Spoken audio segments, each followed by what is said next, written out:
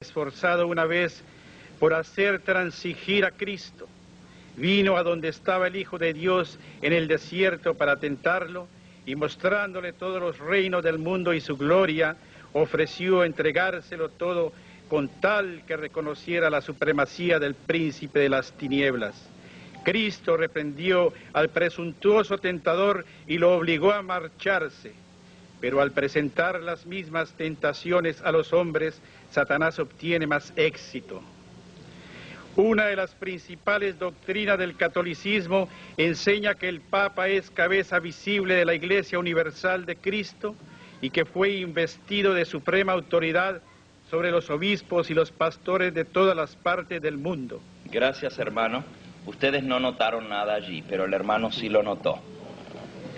Esta avenencia entre el paganismo y el cristianismo dio por resultado el desarrollo del hombre de pecado, predicho en la profecía como oponiéndose a Dios y ensalzándose a sí mismo sobre Dios. Aquí viene la parte que no está en el nuevo libro.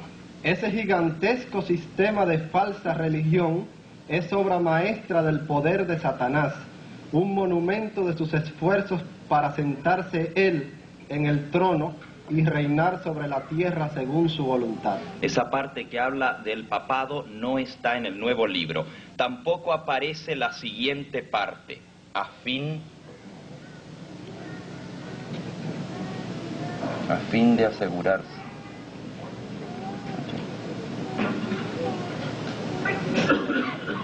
Ok, Satanás obtiene más éxito. A fin... Dice, a fin de asegurarse honores y ganancias mundanas, la Iglesia fue inducida a buscar el favor y el apoyo de los grandes de la tierra, y habiendo rechazado de esa manera a Cristo, tuvo que someterse al representante de Satanás, el obispo de Roma. Esa parte no está, donde dice que el obispo de Roma es el representante de Satanás. Vamos ahora a la página 57. Pero no paró aquí. Pero no paró aquí la obra del jefe engañador. Había resuelto reunir al mundo cristiano bajo su bandera. Realizó su propósito valiéndose de paganos semiconvertidos, de prelados ambiciosos y de eclesiásticos amigos del mundo. Gracias. Ustedes no notaron allí. Satanás está haciendo su obra, pero ¿cómo lo logró? Aquí dice, valiéndose de hombres ambiciosos y de paganos semiconvertidos. Se salteó una parte. Léalo usted cómo está. Pero no paró aquí la obra del jefe engañador. Había resuelto reunir al mundo cristiano bajo su bandera y ejercer su poder por medio de su vicario, el orgulloso pontífice, que aseveraba ser el representante de Cristo. Esa parte no está. Todas las partes donde se habla del pontífice de Roma o del Papa han sido sacadas.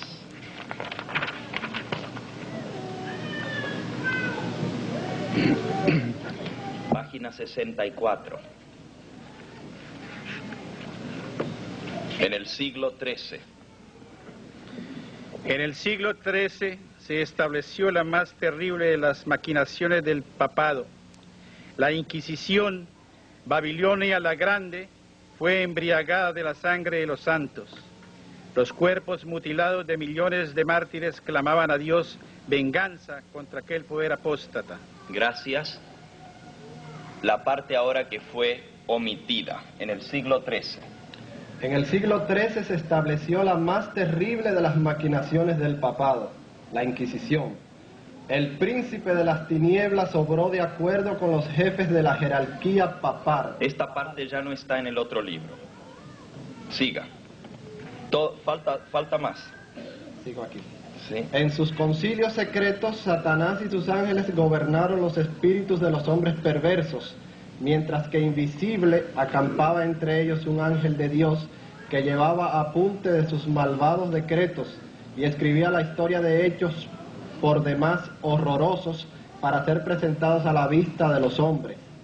Babilonia la Grande fue embriagada de la sangre de los santos, los cuerpos mutilados de millones de mártires clamaban a Dios venganza contra aquel poder apóstata. Ok, ustedes notaron que la parte donde habla de la jerarquía papal y las atrocidades que hicieron en los concilios secretos está omitida.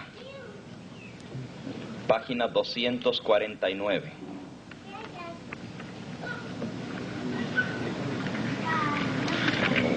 Les leo la parte que fue omitida, ellos la pueden ahora comparar. Arriba de donde dice a darse a conocer como miembros de la orden, falta todo esto, termina la verdad con todas las armas del engaño, y entonces dice, para ellos ningún crimen era demasiado grande, ninguna mentira demasiado vil, ningún disfraz demasiado difícil de llevar. Ligados por votos de pobreza y de humildad perpetuas, estudiaban el arte de adueñarse de la riqueza y del poder para consagrarlos a la destrucción del protestantismo y al restablecimiento de la supremacía papal. Esa parte también está omitida. Una más, aunque hay muchas, solo como ejemplo, hay más de 50 citas que están omitidas. Una más. Página 406. En el libro nuevo está en la página 405. Lea usted, hermano, de donde dice el apóstol advirtió a la iglesia. El apóstol Pablo advirtió a la iglesia que no debía esperar la venida de Cristo en aquella época. Ese día, dijo, no puede venir sin que haya venido primero la apostasía, y sin que haya sido revelado el hombre de pecado. Segunda de Tesalonicenses 2:3, versión moderna. Solo después que se haya producido la gran apostasía y se haya cumplido el largo periodo del reino del hombre de pecado, podemos esperar el venimiento de nuestro Señor. Este periodo terminó en 1798. La venida del Señor no podía verificarse antes de dicha fecha. San Pablo abarca con su aviso toda la dispensación cristiana hasta el año 1798. Solo después de esa fecha debía ser proclamado el mensaje de la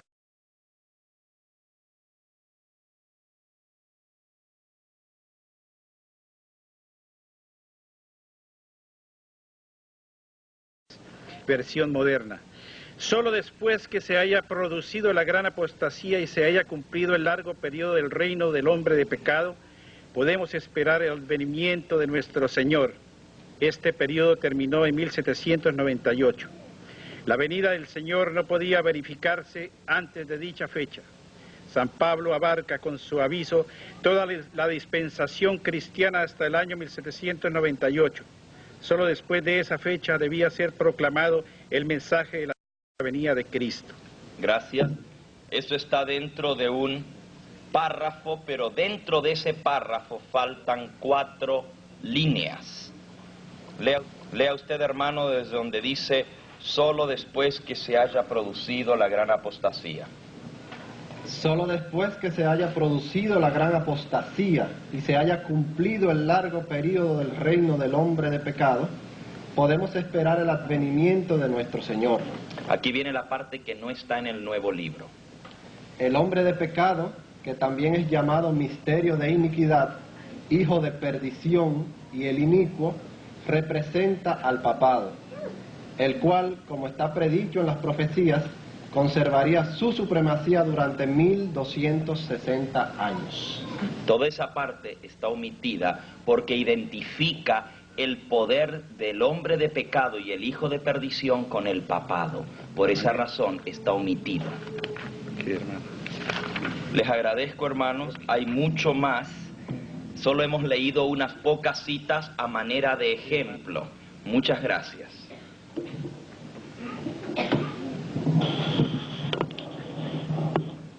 En algunos lugares, los hermanos adventistas que se dieron cuenta de estas alteraciones pusieron su queja con la organización y los libros han sido retirados. En algunos ABCs en los Estados Unidos, los hermanos se quejaron y la organización ha retirado los libros de los anaqueles de los ABCs. Estamos muy contentos por esa acción.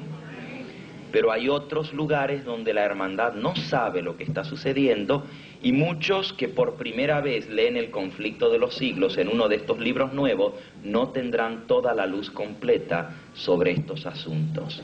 Es muy vital que en este periodo final, donde Dios nos ha llamado a identificar y a señalar claramente quién es Babilonia y qué representa este poder falso, este mensaje sea dado con toda claridad.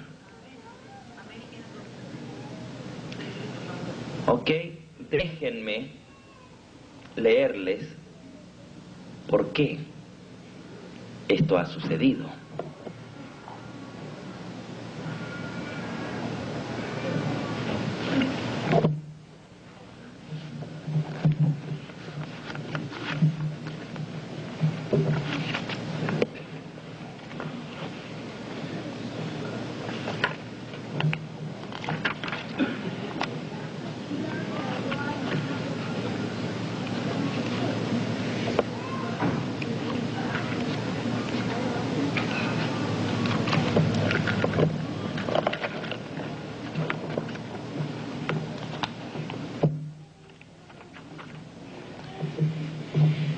Leo documentos legales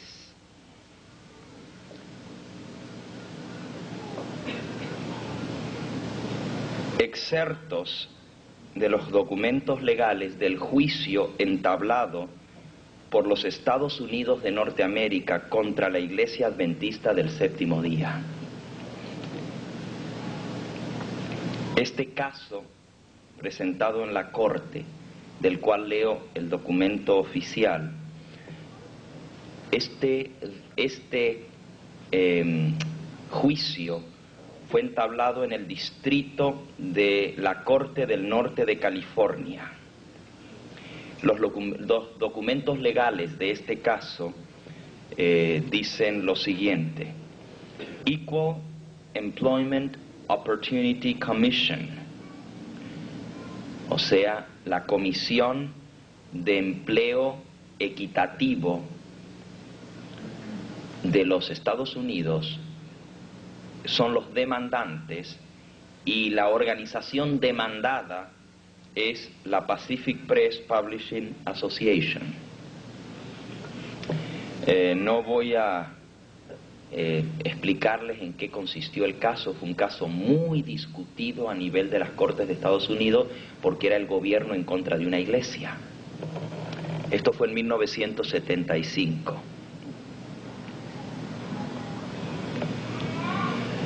Dice la introducción a este juicio en los documentos oficiales.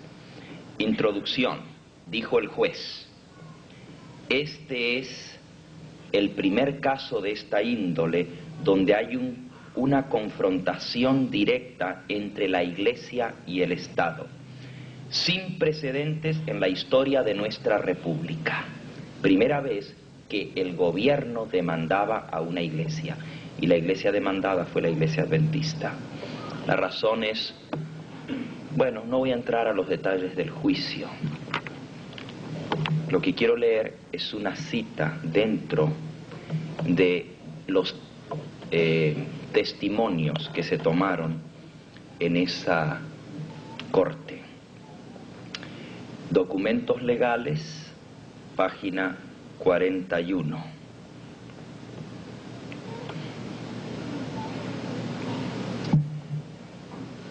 Quizás antes de leer la página 41,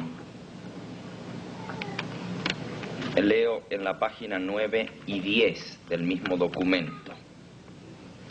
El juez que presidió en este juicio fue el juez Charles Renfrew. El caso es el caso número 74-2025 de la Comisión, como ya dijimos, de Equal Employment Opportunity Commission versus Pacific Press y la Conferencia General. en la Corte Distrital de los Estados Unidos de San Francisco. En la página 9 y 10, el presidente de la Conferencia General definió la Conferencia General como sigue. Entre los adventistas del séptimo día tenemos 5 niveles organizacionales que forman nuestra institución a nivel mundial y mediante los cuales se hace la obra de la Iglesia. Primer nivel, la Iglesia local, un cuerpo unido de individuos en una localidad específica. Segundo nivel, la conferencia o asociación local, un cuerpo unido de iglesias en un estado, provincia o territorio. Tercer nivel, la unión, una conferencia de iglesias unidas dentro de un territorio más grande. Cuarto nivel, la división, una sección de la Conferencia General que unifica las uniones locales en un área más grande del mundo. Quinto nivel, la Conferencia General, que es el cuerpo que agrupa a la Iglesia en todas las partes del mundo. La Conferencia General, por lo tanto, es la Iglesia Adventista del séptimo día. El término Conferencia General tiene 3 significados. Número 1, se refiere a el cuerpo de la Iglesia remanente como una organización cristiana unificada en un concilio mundial mediante el cual todos los adventistas bautizados le deben lealtad a esta Conferencia General.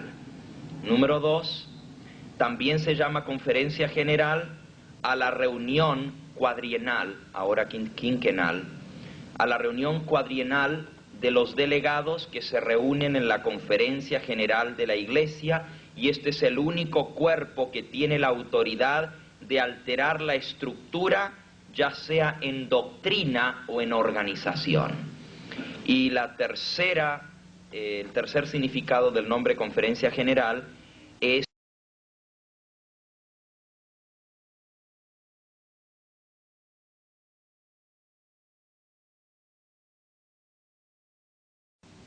a el cuerpo de la Iglesia remanente como una organización cristiana unificada en un concilio mundial mediante el cual todos los adventistas bautizados le deben lealtad a esta Conferencia General. Número 2, también se llama Conferencia General a la reunión cuadrienal, ahora quinquenal, a la reunión cuadrienal de los delegados que se reúnen en la Conferencia General de la Iglesia, y este es el único cuerpo que tiene la autoridad de alterar la estructura, ya sea en doctrina o en organización. Y el tercer significado del nombre Conferencia General es los dirigentes de la Iglesia a nivel de Washington, D.C., que a través del Comité Ejecutivo asisten a la obra de la Iglesia entre las reuniones de la Conferencia General que se hacen cada 4 años. Esto estableció que la Conferencia General es la Iglesia y que la Conferencia General tiene el derecho de cambiar la estructura o la organización en sus doctrinas. En la página 41, este es el testimonio de el pastor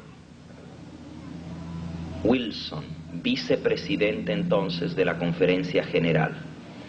Y él dice lo siguiente: si bien hubo un período en la historia de la Iglesia Adventista del séptimo día cuando fue verdad que la denominación tomó una posición claramente anticatólica, Hubo un tiempo cuando la Iglesia como denominación tomó una posición específicamente o distintamente anticatólica romana, y se usaba el término jerarquía en forma peyorativa para referirse al sistema de gobierno papal. Esta actitud de parte de la Iglesia no era sino una manifestación de la actitud común de la época entre protestantes conservadores en la primera parte del siglo XX y la última parte del siglo pasado. Esta era la posición que tomaban los protestantes en general. Ahora, la Iglesia Adventista del Séptimo Día considera esa posición basura y ya no tenemos esa misma posición.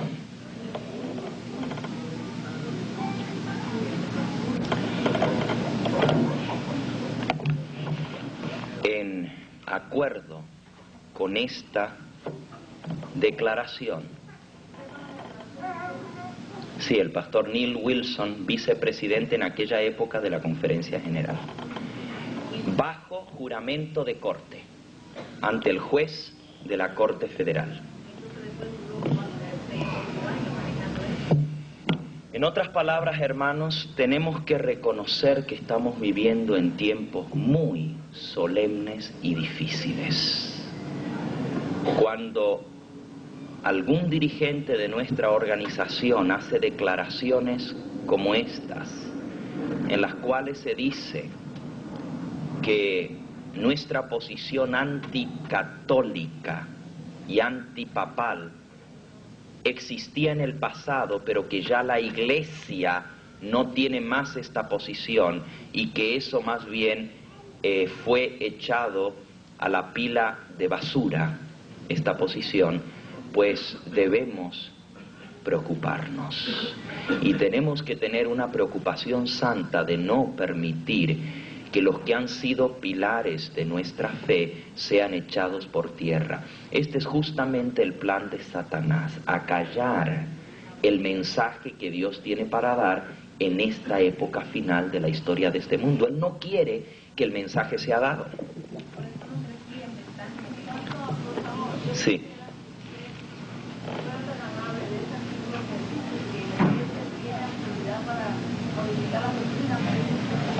Sí, eso fue una declaración del presidente de la Conferencia General, el pastor Pearson.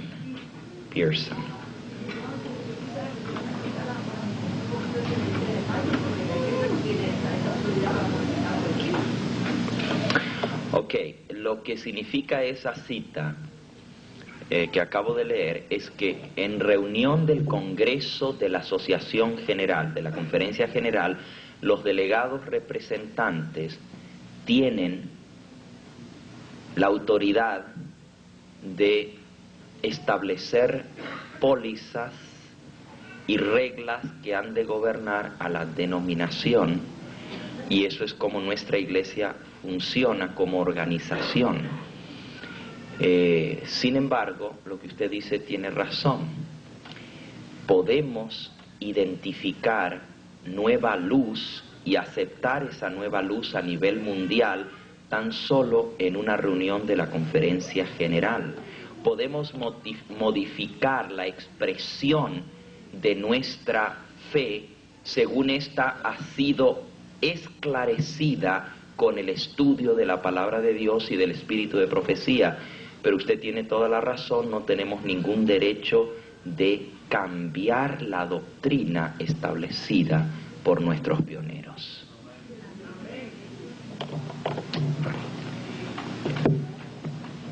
Volviendo a lo que estaba diciendo hace un momento, el hecho de que el conflicto de los siglos haya podido ser publicado quitando las expresiones antipapales muestran que la declaración que se hizo no era solamente de palabras. Hay hechos que corroboran que esta es una realidad.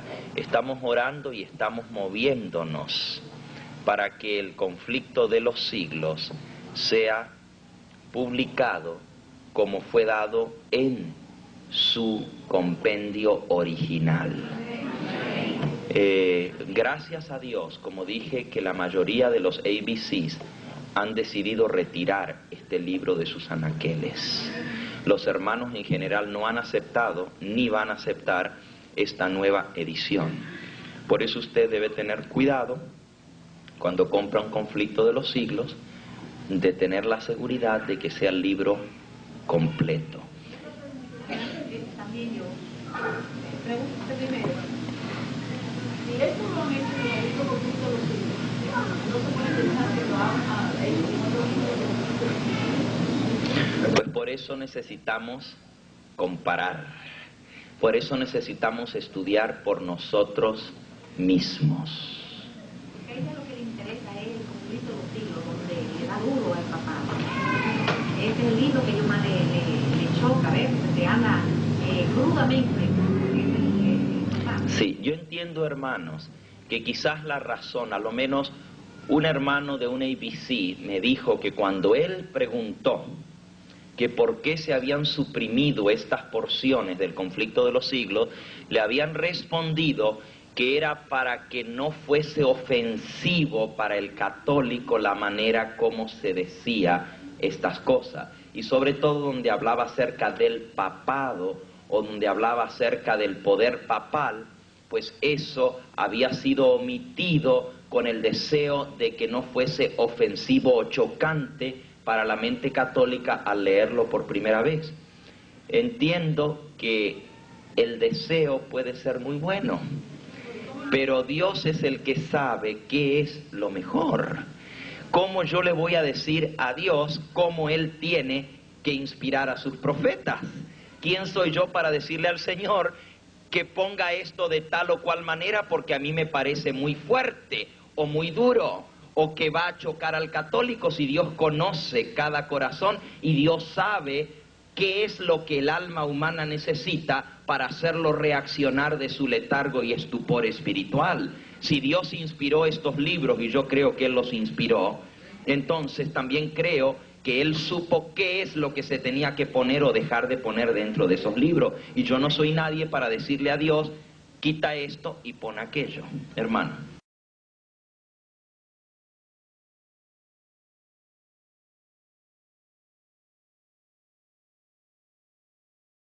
Acerca del poder papal, pues eso había sido omitido con el deseo de que no fuese ofensivo o chocante para la mente católica al leerlo por primera vez. Entiendo que el deseo puede ser muy bueno, pero Dios es el que sabe qué es lo mejor. ¿Cómo yo le voy a decir a Dios cómo Él tiene que inspirar a sus profetas? ¿Quién soy yo para decirle al Señor que ponga esto de tal o cual manera porque a mí me parece muy fuerte o muy duro, o que va a chocar al católico, si Dios conoce cada corazón y Dios sabe qué es lo que el alma humana necesita para hacerlo reaccionar de su letargo y estupor espiritual? Si Dios inspiró estos libros, y yo creo que Él los inspiró, entonces también creo que Él supo qué es lo que se tenía que poner o dejar de poner dentro de esos libros. Y yo no soy nadie para decirle a Dios, quita esto y pon aquello, hermano. ¿Usted puede hablar más del Magazine de Alliance que tenía? Sí, yo lo mencioné esta mañana.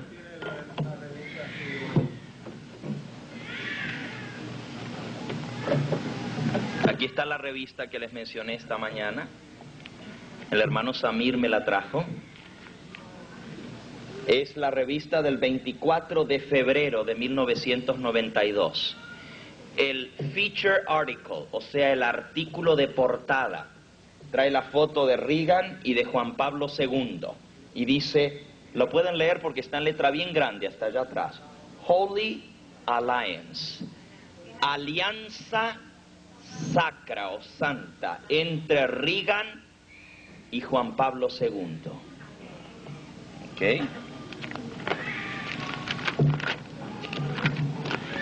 En la parte del índice trae una foto de Reagan con Juan Pablo II conversando en el Vaticano. Y entonces,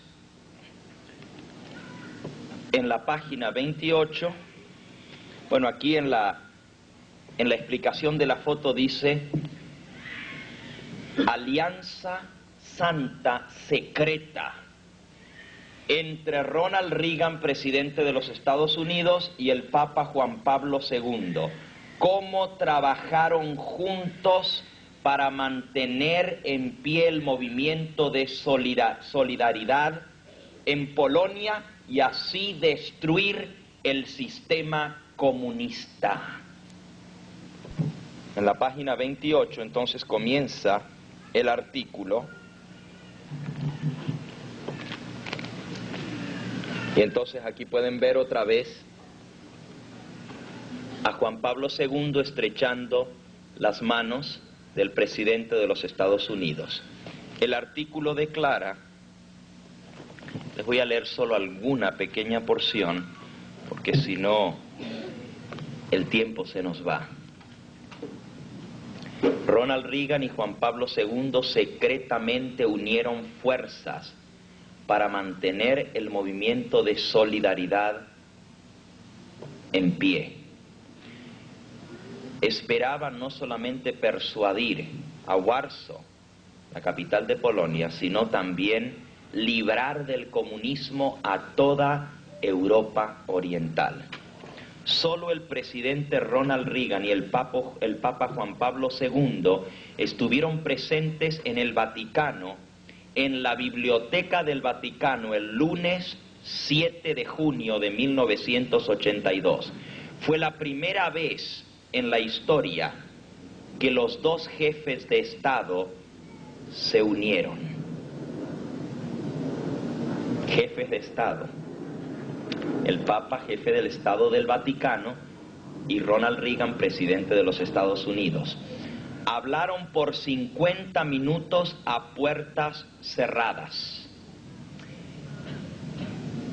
En el mismo edificio de los apartamentos papales, el cardenal Casaroli Agostino y el arzobispo Silvestrini se reunieron con el secretario de Estado Alexander Haig y con el juez William Clark, el consejero sobre seguridad nacional e internacional de Ronald Reagan.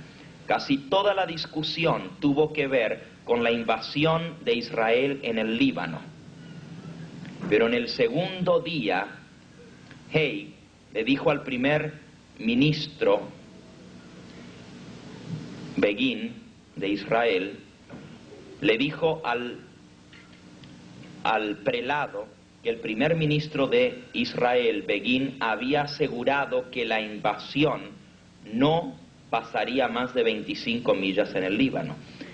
Eso fue lo que salió en las noticias, dice ahora el reportero.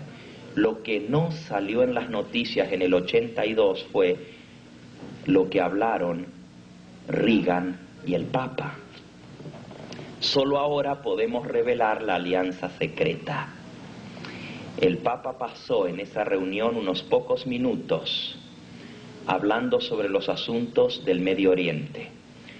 El resto del tiempo se concentró en un asunto mucho más cerca de su corazón: Polonia y el dominio soviético de Europa Oriental.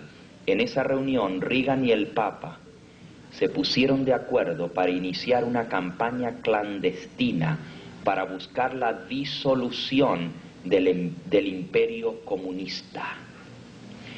Declara Richard Allen, el consejero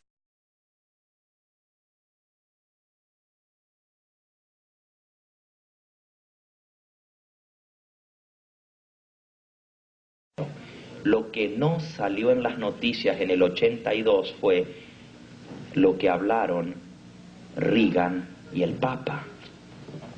Solo ahora podemos revelar la alianza secreta.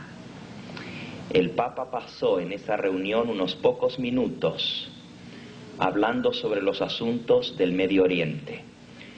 El resto del tiempo se concentró en un asunto mucho más cerca de su corazón: Polonia y el dominio soviético de Europa Oriental. En esa reunión, Reagan y el Papa se pusieron de acuerdo para iniciar una campaña clandestina para buscar la disolución del imperio comunista. Declara Richard Allen, el consejero de Seguridad Nacional de Reagan: esta fue una de las alianzas más secretas y más impresionantes de la historia de todos los siglos. El Papa y Reagan. Pero eso no es todo. No solamente se pusieron de acuerdo para echar abajo el comunismo. El que tenga interés puede leer el artículo donde revela todos los detalles de las comunicaciones secretas que tuvieron entre el Vaticano y los Estados Unidos, donde Reagan nombró un juez de los Estados Unidos para ser el intermediario entre el Papa y Reagan, y cómo tuvieron un sinnúmero de reuniones entre Reagan y el Papa secretas. Sigue diciendo el artículo que no solamente lograron el liberar a Polonia, sino el hacer caer el comunismo. Ahora, hermanos, estas son palabras mayores cuando se está atribuyendo al Papa la caída del comunismo. Él es el gran hombre de la libertad, unido con la figura máxima en el mundo de la democracia para hacer caer el comunismo. Pero eso no es todo. Escuchen esto. En respuesta a los pedidos del Vaticano, la administración de Reagan accedió a cambiar su programa de ayuda a las naciones, el famoso programa AID, de ayuda a las naciones del tercer mundo. Accedió a cambiar su póliza sobre ayuda para poder estar de acuerdo con las enseñanzas de la Iglesia Católica sobre el control de la natalidad. De acuerdo con el presidente William Wilson, primer embajador, de acuerdo con William Wilson, el primer embajador enviado por el presidente de Estados Unidos al Vaticano, el Departamento de Estado accedió a no enviar ningún tipo de ayuda monetaria o de salud a los países en los cuales estaba usando la promoción del control de la natalidad o el aborto. ¿Ustedes saben lo que es eso? Cuando el mundo entero está buscando el control de la natalidad, los Estados Unidos deciden cambiar su póliza y no dar ayuda financiera a los países que están usando control de natalidad para que eso esté de acuerdo con las enseñanzas de la Iglesia Católica. ¿Cuánta influencia tiene el Papa sobre los Estados Unidos que le dicta las leyes a Reagan? También ustedes saben, y sorpréndanse más aún ahora, hermanos, lo que les voy a leer. La famosa vidente y astróloga Joan Kegley declaró el jueves pasado, estoy leyendo del Morning News Tribune, el Morning News Tribune de Washington, D.C. La vidente y astróloga Joan Kegley dijo el jueves pasado que el consejo astrológico que ella le dio a Nancy Reagan durante la presidencia de Ronald Reagan fue lo que influyó en el curso de la historia en grandes y tremendas maneras. Ella fijaba hasta el minuto y a veces hasta el segundo exacto en el tiempo en que ciertos eventos presidenciales ocurrirían. Ella le decía a Nancy Reagan lo que su esposo debía hacer a nivel mundial. ¿Se acuerdan de la cita que leímos esta mañana? Que los países protestantes iban a estirar la mano al espiritismo y al romanismo, la doble alianza. Allí lo tienen, en un solo líder político, nada más ni nada menos que el presidente de los Estados Unidos, siendo guiado por una espiritista para sus decisiones de gobierno y siendo guiado por el Papa Juan Pablo II para sus decisiones gubernamentales. Hermanos, ¿y ustedes piensan que todavía falta mucho tiempo? Cuando las profecías se están cumpliendo delante de nuestros ojos. Escuchen. The News Tribune, Tacoma Park, Washington, 30 de octubre de 1989. La que escribe es la ocultista o vidente, se le llama psíquica, Teresa Carroll. Yo enciendo una vela blanca para pureza y bendición. Yo leo mi Biblia y hablo directamente con la entidad que se me presenta. Les digo que ellos están atrapados y que yo estoy aquí para llevarlos a donde ellos pertenecen. Doy consejos a los senadores en Washington y ellos me escuchan. No solo el presidente, los senadores van con Carroll.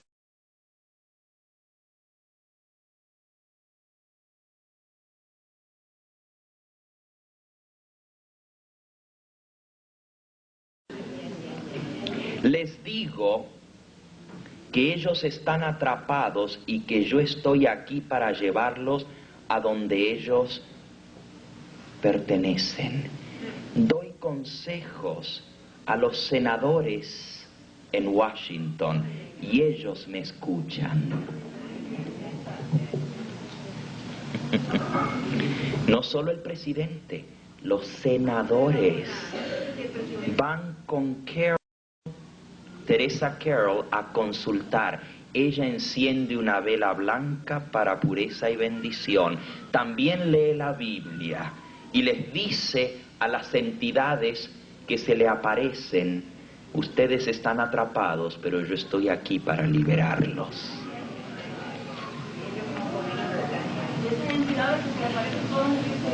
Sí, hermana, los espíritus de Satanás.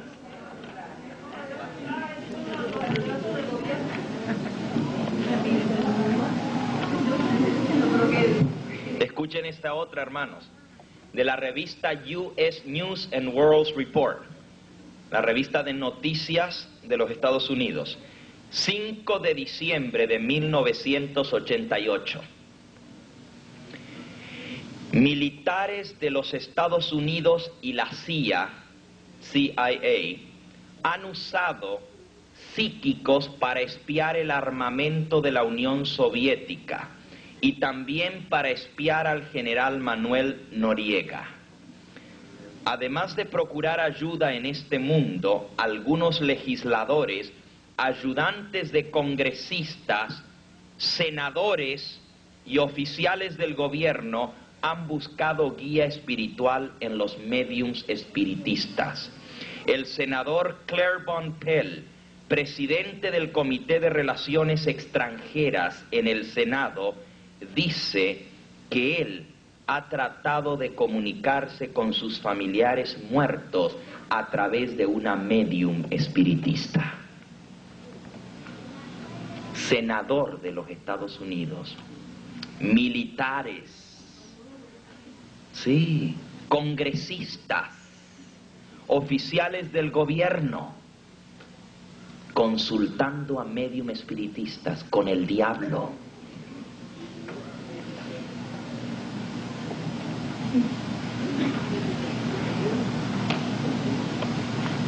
Escuchen esta otra cita. US News and World Report, la misma revista. Hay un extenso interés en los fenómenos psíquicos, llamados psi, aquí en Washington, D.C. En cualquier momento dado, aproximadamente un cuarto de los miembros del Congreso están activamente interesados en fenómenos psíquicos. Una cuarta parte de los miembros del Congreso activamente involucrados en consultar a médiums espiritistas, ya sea por curación, ya sea por profecía, ya sea por visión distante o manifestaciones físicas de poderes psíquicos, tales como doblar cucharas o borrar cintas de computadoras.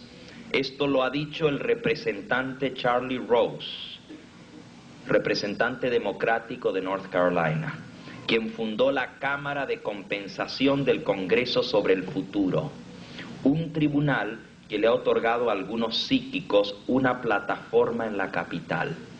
Ahora, los médium espiritistas, los brujos, tienen representación en Washington, D.C. Escuchen. Este tribunal, que tiene plataforma en la capital, fuentes de información dicen que los muchos aficionados a la psi en la capital satisfacen su curiosidad en la zona tenebrosa, consultando en privado con videntes y brujos, discutiendo este tema con sus colegas que piensan igual, preguntando sobre qué decisiones tomar y cómo votar en el Congreso o el Senado. Hermanos, nuestra nación está siendo dirigida por brujos. Los votos que toman, ¿qué creen ustedes que le va a decir el diablo cuando venga el voto de pasar la ley dominical?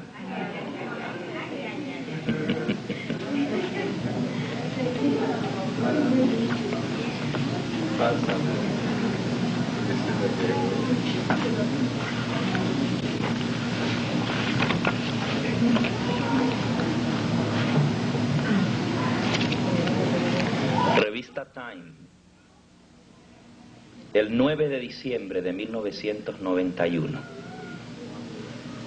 hace 2 meses y medio atrás, el feature article, el artículo de portada, Una nación bajo Dios, la separación de iglesia y Estado llega a su fin.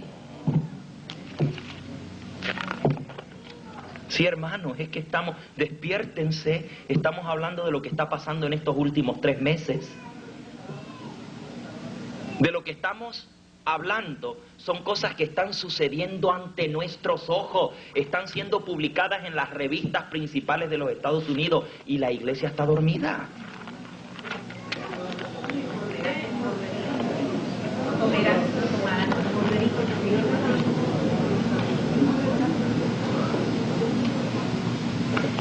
Aquí trae el testimonio.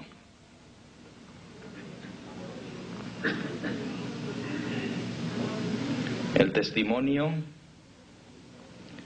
de los jueces de nuestra nación y su posición con respecto a la aparente separación entre iglesia y Estado.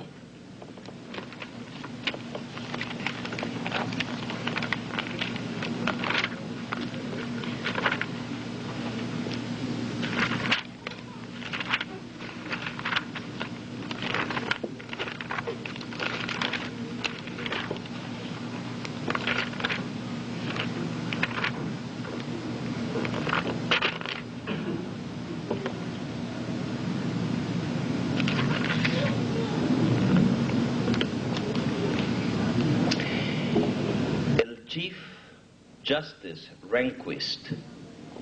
Aquí tienen la foto del hombre. Jefe de Corte Suprema, o sea, juez de la Corte Suprema de los Estados Unidos. Aparece aquí en la foto con el juez Scalia en una misa en Washington, D.C. Los dos son católicos. Declara: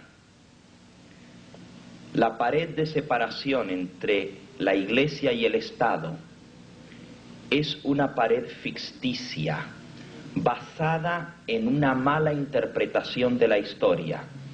Debe ser franca y explícitamente destruida como se destruyó la pared de Berlín. La separación entre la Iglesia y el Estado llega a su fin. Y entonces trae algunas de las cosas que se está buscando hacer a través de legislaciones. Número 1, el prohibir las oraciones en las escuelas es violar la libertad religiosa y la libertad de expresión. Se debe permitir que en las escuelas se ore. Y ustedes pueden decir: qué bueno, qué bueno. Sí, muy bueno puede sonar, pero ¿cuál oración se va a hacer? Cuando usted tiene niños de todas las religiones, aún de religiones no cristianas, ¿qué oración se va a imponer?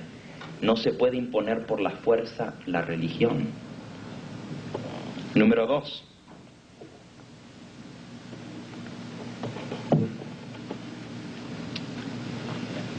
Los libros de texto deben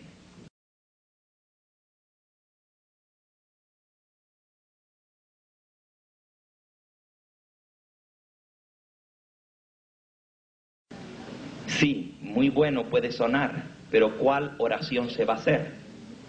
Cuando usted tiene niños de todas las religiones, aún de religiones no cristianas, ¿qué oración se va a imponer? No se puede imponer por la fuerza la religión. Número 2.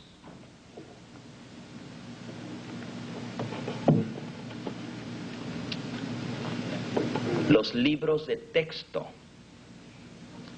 deben traer asuntos religiosos, ya que tienen mucho que decir con respecto a la influencia en nuestra cultura americana. El quitar la religión de los libros de texto distorsiona la comprensión del alumno. Propuesta de ley: incorporar la religión en los libros de texto en las escuelas públicas. ¿Cuál religión? Cuando este es un país de muchas religiones. La religión, según la constitución de este país, es asunto de las iglesias. El Estado no debe meterse en asuntos religiosos, solamente en garantizar la libertad de expresión y de culto. Y así podría seguir leyendo. Cuando llegue el momento en que estas leyes se aprueben, ¿qué será establecido? Hermano. En la plancha, la pregunta que está arriba. Mira la pregunta, la respuesta es lo que está diciendo. La primera parte, la hoja, ¿no? Aquí. Sí, la línea blanca arriba, mira qué dice. Sí, vean la relación, hermano, es que no es casualidad. No es casualidad. La recesión, el problema económico, ¿qué puede hacer el presidente Bush? Destruir la pared de separación entre iglesia y Estado. Si tenemos problemas financieros, es porque el gobierno no ha establecido la religión. Cuando el gobierno establezca por la fuerza la religión, se acaban los problemas políticos y los problemas financieros. La página del medio, señor, de la revista. Una sola bandera, todos los pueblos unidos, una sola cosa. Sí, aquí está la foto. Tremendo. One nation under God. Una sola bandera, todas las religiones unidas. Aquí lo ven, hermanos. Aquí está la foto. Orando en torno a la bandera. One nation under one God.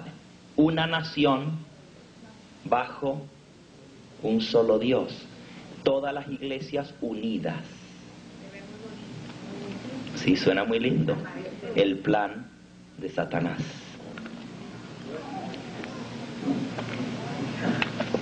Por otro lado,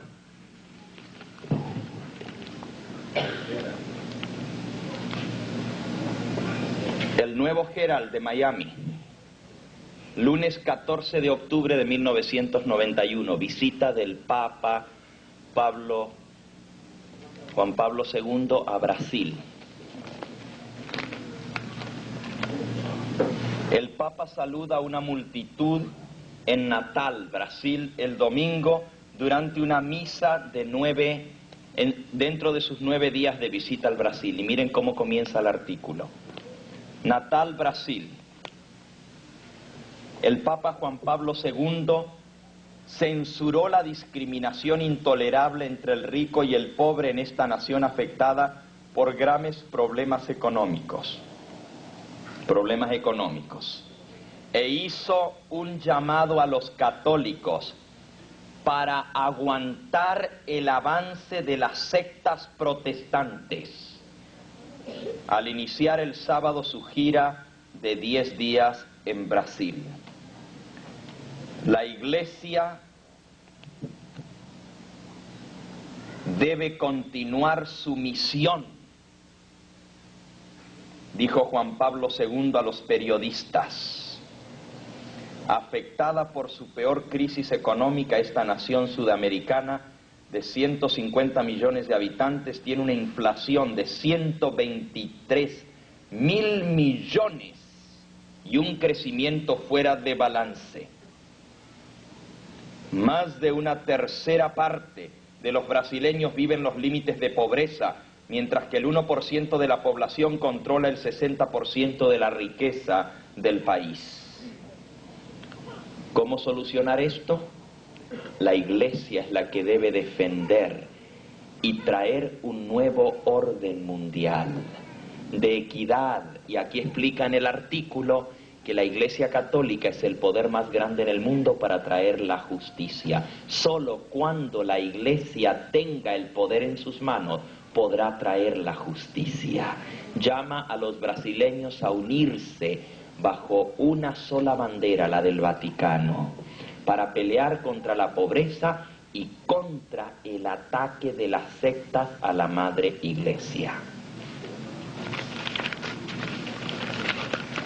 Son noticias de nuestra época, hermanos.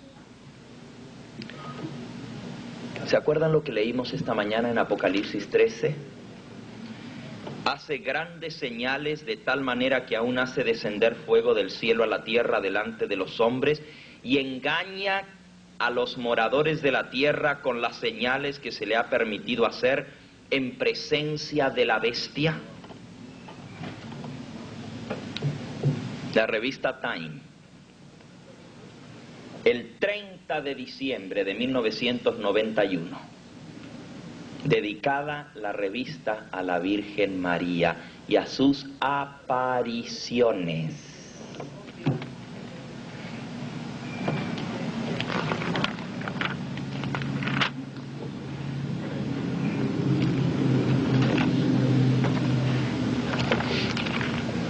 Solo les leo un pedacito aquí del artículo principal de la revista sobre la Virgen María. El mundo reconocerá a su debido tiempo que la derrota del comunismo vino gracias a la intercesión de María, la Madre de Jesús. El Papa lo logró por intercesión de María. Las apariciones, donde quiera, están apareciendo supuestas vírgenes, no solo en Polonia, en Rumania, en Irlanda, en Fátiga. La famosa aparición en Polonia, ¿se acuerdan? Donde la Madonna Negra ha aparecido y el Papa Juan Pablo II visitó el lugar de la aparición de la Virgen. Desde entonces, más de 5 millones de católicos van a ese lugar a visitar el lugar, más que en Fátima, que es el lugar más visitado en el mundo, en Portugal, porque allí supuestamente se apareció la Virgen. Ahora Polonia es el lugar más visitado. Pero eso no es nada. Aquí en Estados Unidos se ha aparecido la Virgen. Aquí viene todo el relato y la gente adorando en el lugar de la aparición de la Virgen María, supuestamente en Colorado. En Colorado. Grandes señales.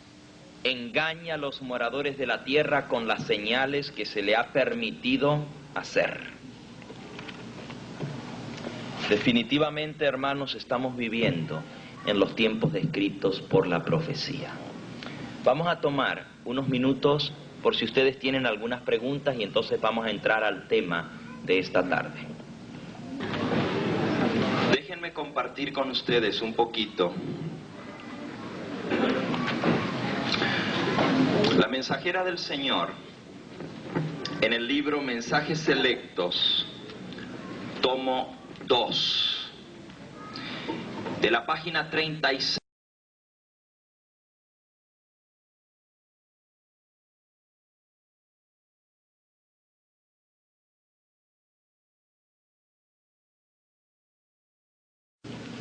Y la gente adorando en el lugar de la aparición de la Virgen María, supuestamente en Colorado. En Colorado. Grandes señales. Engaña a los moradores de la tierra con las señales que se le ha permitido hacer. Definitivamente, hermanos, estamos viviendo en los tiempos descritos por la profecía.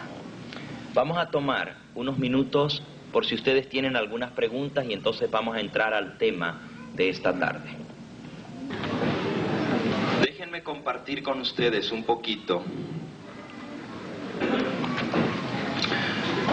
La mensajera del Señor, en el libro Mensajes Selectos, tomo 2, de la página 36 en adelante, nos presenta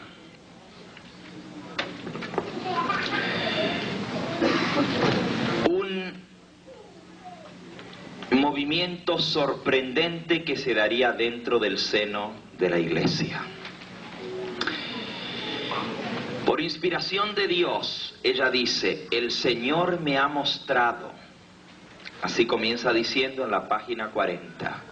El Señor me ha mostrado que estas cosas que están sucediendo en Indiana volverán a repetirse justo antes del cierre del tiempo de gracia.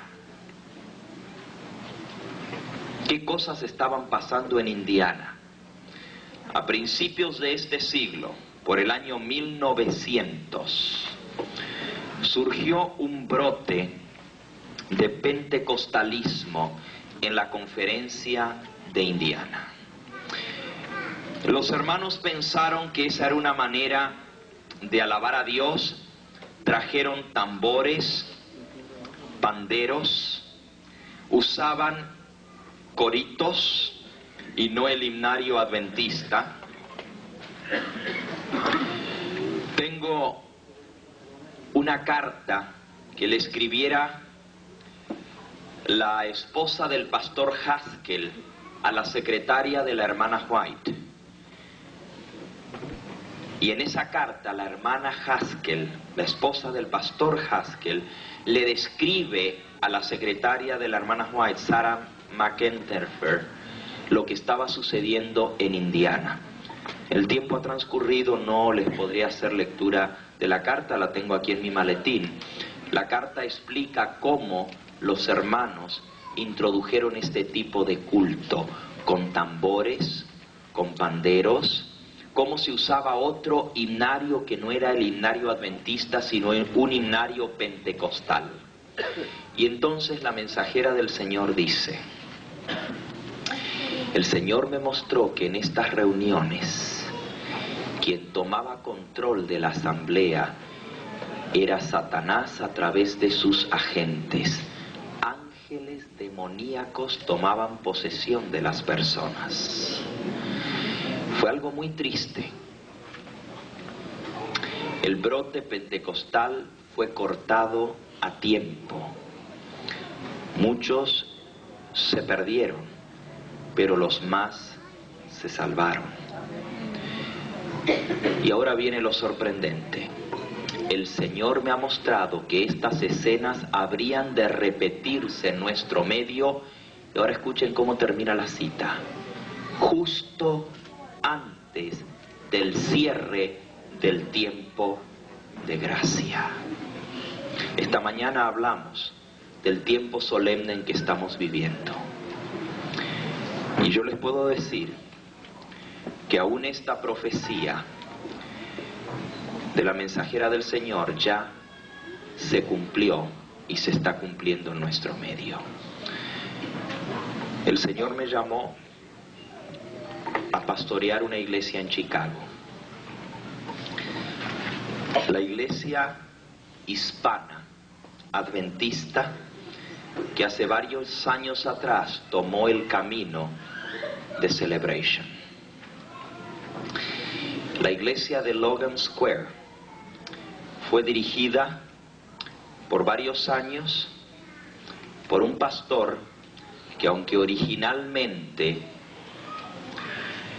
trató de guiar a la congregación en los caminos del Señor, y la iglesia tuvo bendiciones y crecimiento por influencia de pastores que actualmente están en la apostasía, y no tengo ningún problema en decir sus nombres. Todos están en el registro de mi iglesia como invitados y predicadores. Ustedes saben que la secretaria de iglesia también lleva un registro de los visitantes. En el libro de iglesia están los pastores que predicaron en esta iglesia adventista hace 5 y 6 años atrás. Uno de ellos, Vincent Valedón. Otro de ellos, David Castro. También estuvo Carlos Cestero. Estoy hablando de nombres que, si ustedes no saben lo que esos nombres significan, yo veo que muchos hacen así. Todas estas personas actualmente están fuera del movimiento adventista, ya no son más adventistas, y no solo que no caminan en nuestra fila, sino que atacan el movimiento adventista llamándolo satánico, diabólico y herético. Es muy triste. El pastor de esta iglesia a la cual yo atiendo en este momento fue tremendamente influenciado por estos hermanos. Lo que voy a decir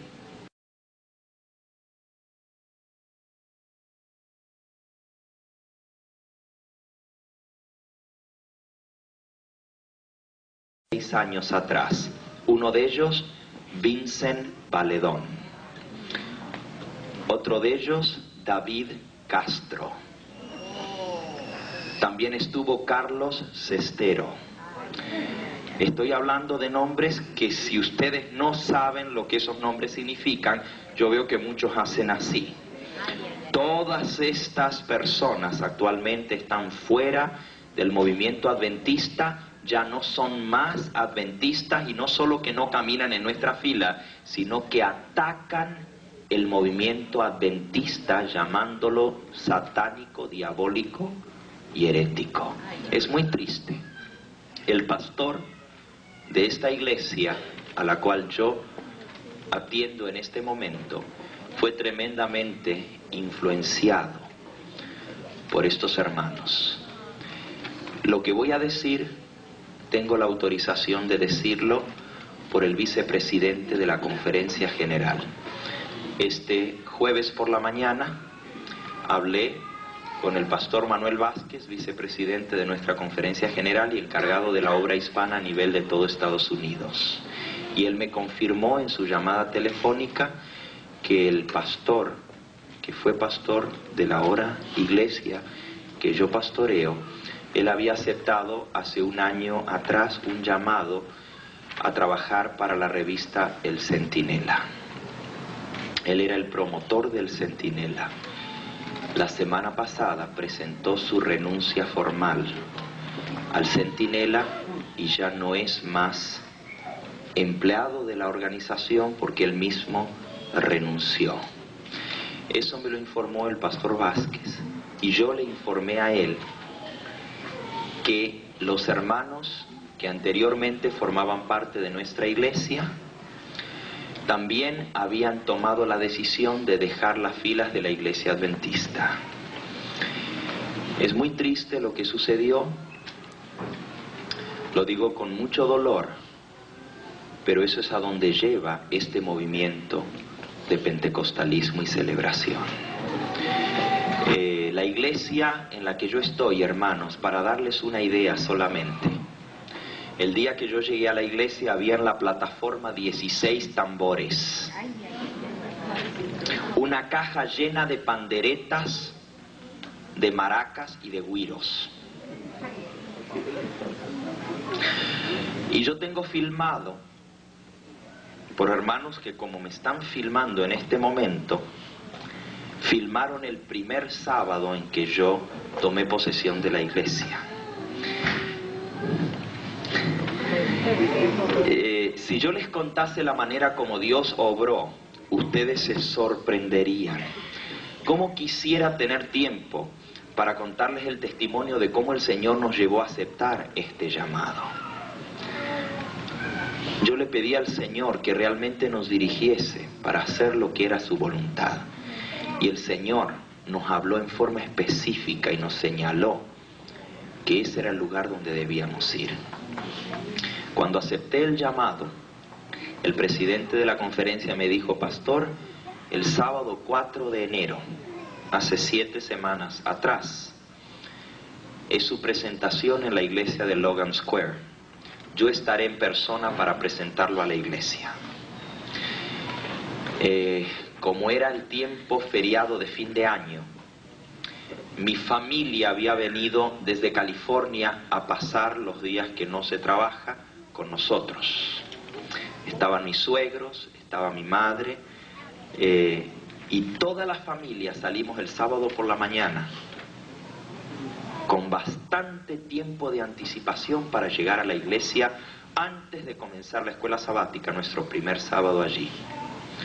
Primera vez en mi vida que me pasa lo que nos pasó, hermanos.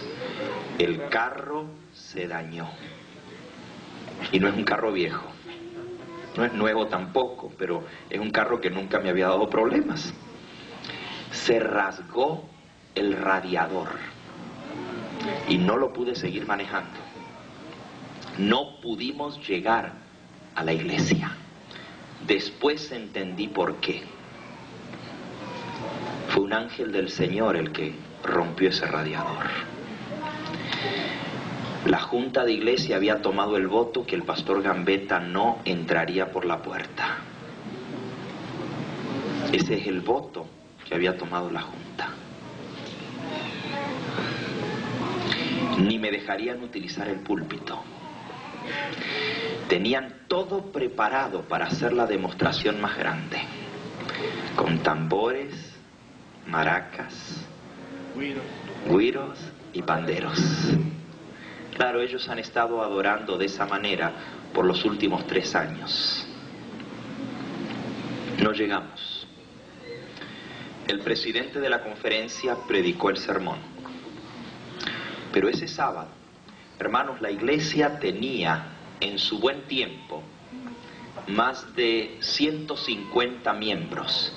Pero cuando comenzó este movimiento, este brote pentecostal, al principio muy suavecito, con aplausos, luego con música, con ritmo, con guitarras.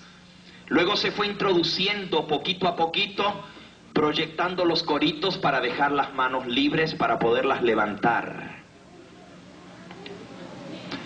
Luego se fue introduciendo el bajo eléctrico, luego se fueron introduciendo hasta que lo último que ya se trajo fue las maracas, las panderetas y los güiros. En una vigilia que tuvieron en unas semanas anteriores a que yo llegase, el dirigente colocó sus manos sobre los que pasaron adelante en la congregación. Ellos creen en recibir el Espíritu Santo, se ponen sus manos en la frente, los hermanos caían al suelo. Les estoy contando de una iglesia adventista, hermanos.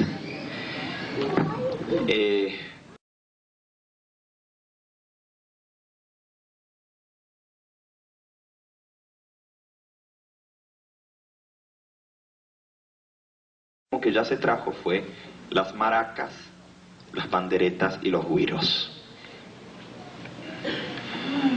En una vigilia que tuvieron en unas semanas anteriores a que yo llegase,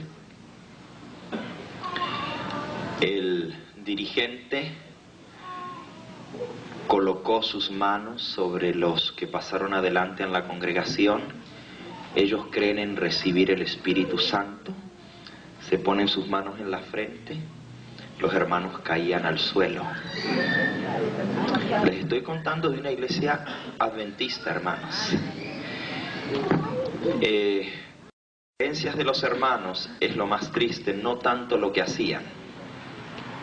Se les enseñó que Cristo limpió todos los alimentos. Hace algún tiempo atrás dieron un banquete en la iglesia. Por cierto, venían políticos a hacer propaganda política desde el púlpito, porque el pastor anterior estaba envuelto en la política. Y en una cena para los políticos, les dieron de cena un cerdo asado con una manzana en la boca. Esto en la misma iglesia adventista. Yo estoy preparando, hermanos, un video donde está grabado la escuela sabática antes que el presidente de la conferencia diese su sermón. Está grabado. Y el primer anciano de la iglesia dio su discurso de despedida. Ya ellos habían tomado la decisión de salirse. Y en su discurso de despedida, él atacó todas las doctrinas adventistas, una por una. El sábado, el espíritu de profecía, el diezmo, la reforma pro salud, las modas, el santuario, el mensaje de los 3 ángeles. Todas las doctrinas fueron atacadas desde el púlpito adventista. Tengo aquí conmigo la carta que la Junta de Iglesia me entregó cuando me reuní con ellos. Está dirigida al presidente de nuestra conferencia. Dice así: Richard Brown, presidente de Lake Region Conference of Seventh-day Adventists. Se las voy a ir traduciendo aunque está en inglés. Apreciado Pastor Brown, es con sentimientos encontrados que dirigimos esta carta a usted y al Comité Ejecutivo de la Conferencia Regional del Lago de los Adventistas del Séptimo Día. Después de mucha oración, hemos llegado a una disyuntiva en nuestras vidas. Para poder continuar adorando a Dios como el Espíritu Santo nos ha enseñado, queremos informarle a usted que hemos tomado la decisión de abandonar la Conferencia Adventista del Séptimo Día y también la Iglesia Adventista del Séptimo Día. Esta no fue una decisión hecha con apresuramiento, pero una que la hemos considerado muy cuidadosamente y con mucha oración. Las razones por las cuales no deseamos ser más miembros de la Iglesia Adventista son las siguientes. Número 1.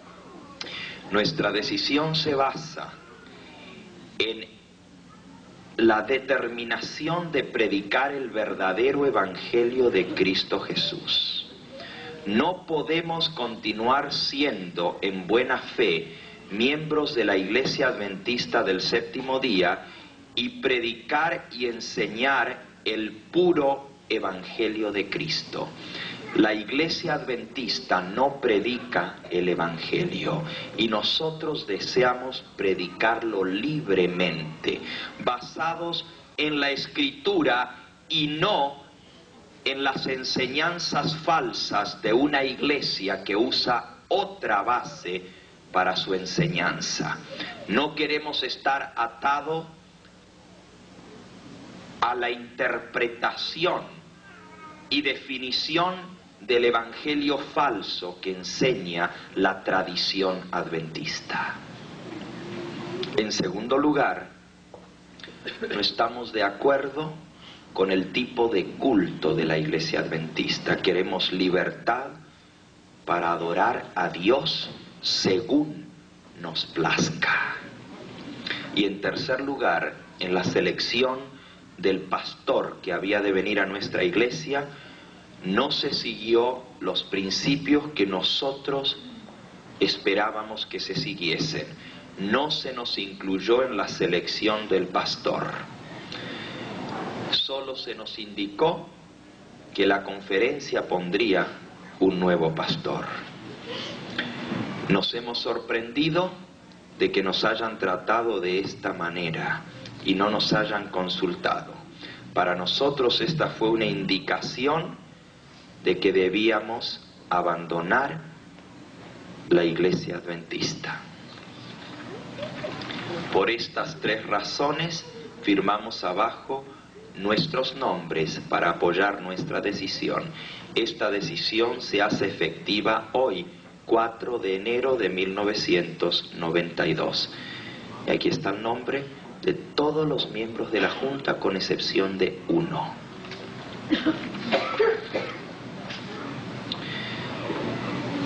La Junta renunció, se fueron con la Junta un total de 25 hermanos.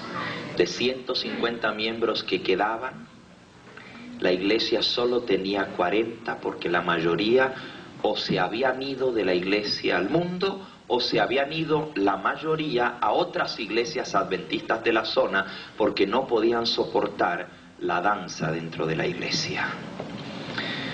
A Dios gracias, aunque solo quedaron 16 miembros en la iglesia de Logan Square, 5 semanas más tarde les digo que ya la gente no entra en el edificio. Ese es uno de los problemas graves que tenemos. ¿Dónde meter la gente? Los hermanos que se habían ido, todos han regresado.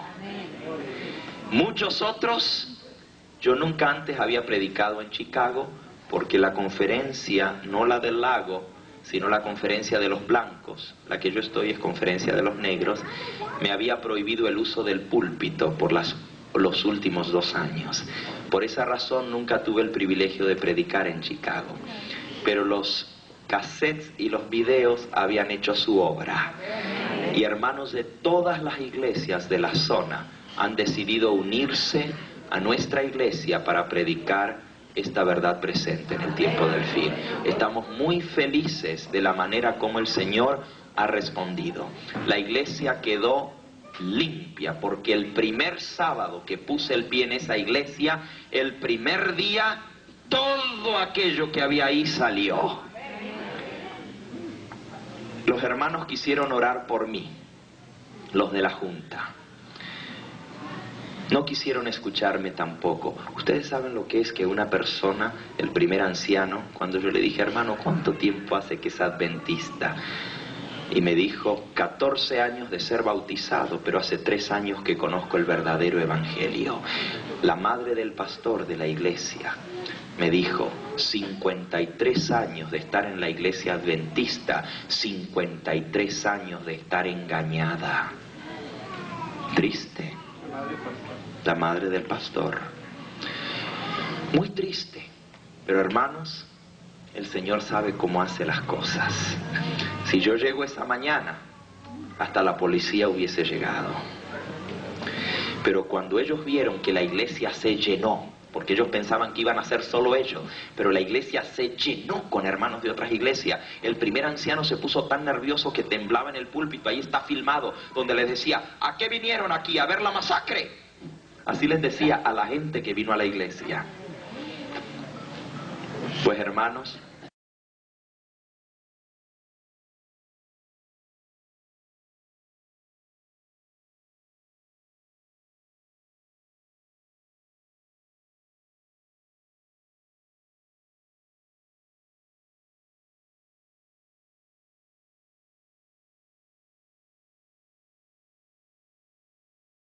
hace 3 años que conozco el verdadero evangelio.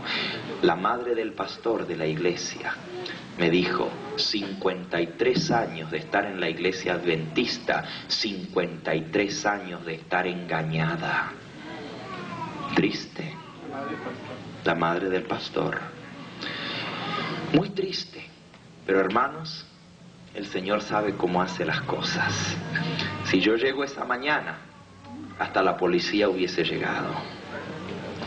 Pero cuando ellos vieron que la iglesia se llenó, porque ellos pensaban que iban a ser solo ellos, pero la iglesia se llenó con hermanos de otras iglesias. El primer anciano se puso tan nervioso que temblaba en el púlpito. Ahí está filmado, donde les decía, ¿a qué vinieron aquí? ¿A ver la masacre? Así les decía a la gente que vino a la iglesia. Pues hermanos, me entregaron las llaves de la iglesia y me dijeron, pastor, cierre la iglesia porque aquí no queda nadie. El martes por la noche me entregaron las llaves. Yo le dije, bueno, aunque sea mi esposa y yo solos, vamos a tener el culto aquí, con mis hijos. Pues ellos salieron por una puerta y ya, al momento que ellos estaban subiéndose a los carros, estaban llegando los hermanos que venían al culto. Esa noche, martes de noche, tuvimos 69 personas presentes. El sábado por la mañana no había dónde meter la gente. Y les digo, hermano, los martes, los viernes, los sábados y los domingos, la iglesia está a capacidad. Metemos sillas hasta en el púlpito para sentar a la gente. Estamos buscando un nuevo edificio porque ya no entramos. La obra del Señor. Ahora, hermanos, yo he trabajado con estos hermanos, los he visitado y estoy orando por ellos, pero ¿saben? Es tan triste encontrarse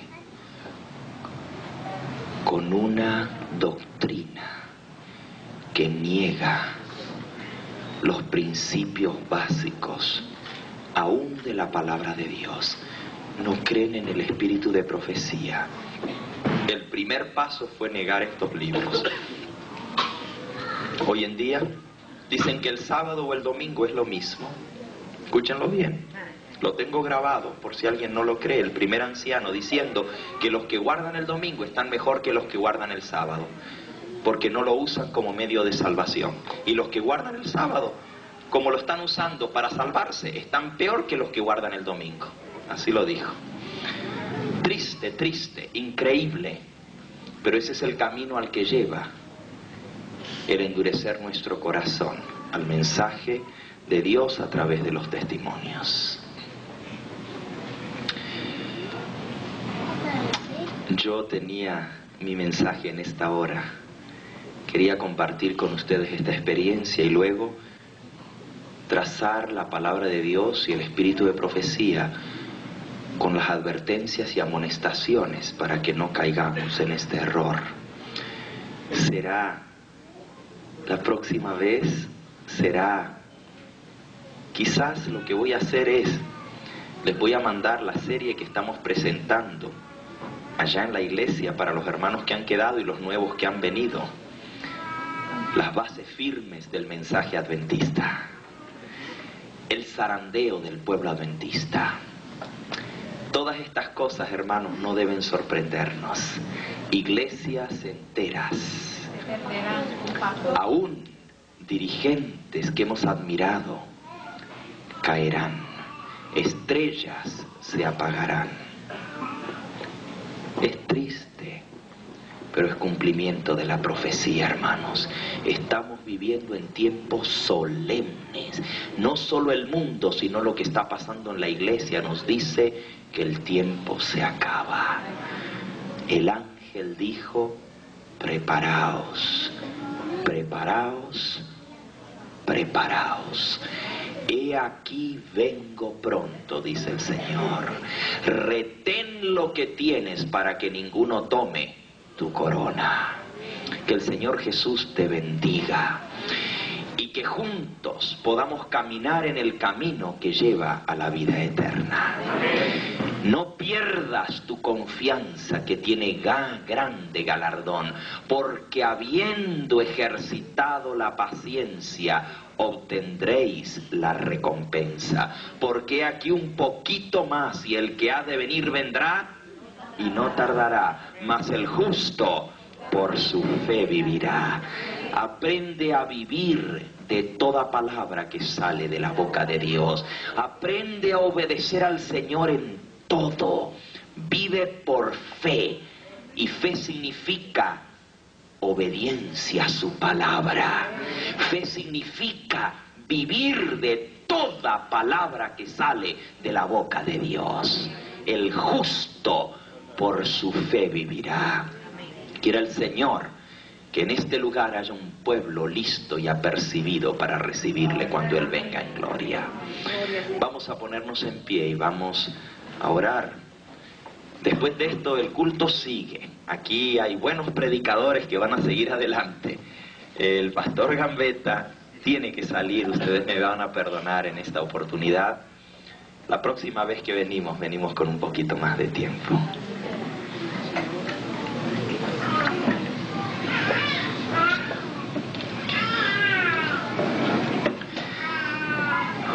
La promesa es de $12,466. Allá hay más, allá hay más. Gloria a Dios por esto, hermanos.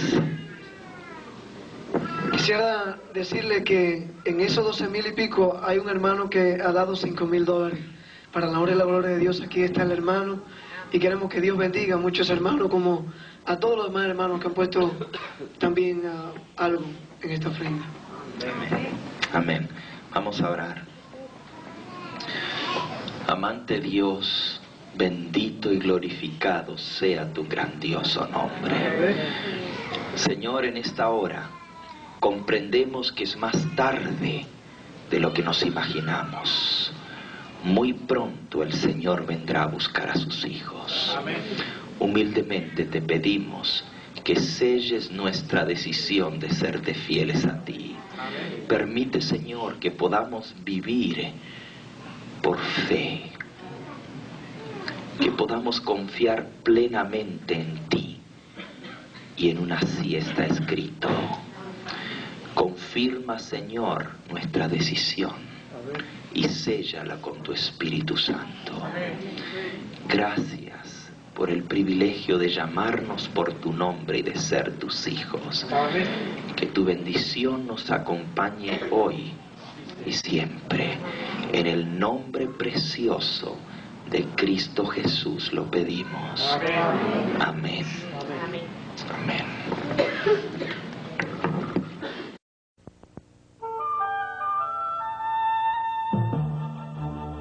Este fue el Evangelio Eterno, su programa cristiano de actualidad bíblica, trayendo al mundo la verdad presente. Y vi volar por en medio del cielo a otro ángel que tenía el Evangelio Eterno, para predicarlo a los moradores de la tierra, a toda nación, tribu, lengua y pueblo.